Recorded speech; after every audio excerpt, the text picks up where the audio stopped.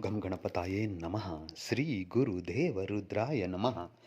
ಎಲ್ರಿಗೂ ನಮಸ್ಕಾರ ಸ್ನೇಹಿತರೆ. ನಾನು ನಿಮ್ಮ ಪ್ರಕಾಶ್.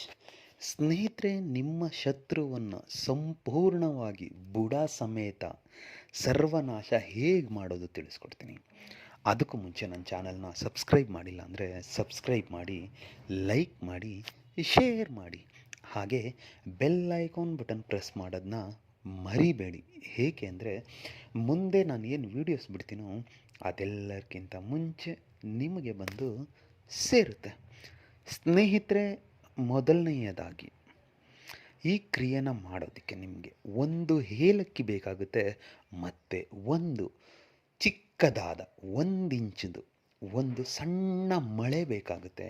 ಅದು ಹಿತ್ತಾಳೆ ಮಳೆನೇ ಆಗಬೇಕಾಗುತ್ತೆ.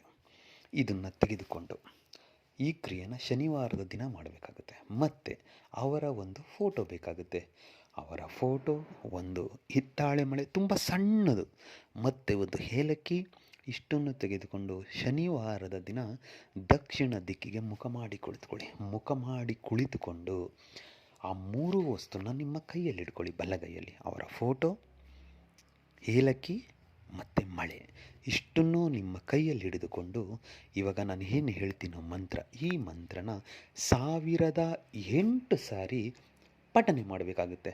ಮಂತ್ರ ತುಂಬ ಚಿಕ್ಕದಾಗಿದೆ. ಕ್ರೀಂ ಕ್ರೀಂ ಫಟ್, ಕ್ರೀಂ ಕ್ರೀಂ ಫಟ್, ಕ್ರೀಂ ಕ್ರೀಂ ಫಟ್, ಈ ರೀತಿಯಾಗಿ 1008 ಸಾರಿ ಪಠನೆ ಮಾಡೋದಿರುತ್ತೆ. ಪಠನೆ ಮಾಡಿ ಮುಗಿದ ಮೇಲೆ ಆ 3 ವಸ್ತುಗೆ ಉಫ್ ಅಂತ ಅಭಿಮಂತ್ರಿಸಿ ಆದ ಮೇಲೆ ಆ ಮಳೆ ಏನು ನಿಮ್ಮ ಕೈಯಲ್ಲಿದೆಯೋ ಅದನ್ನು ಏಲಕ್ಕಿಗೆ ಚುಚ್ಚು ಬಿಡಿ ಸಾಕು.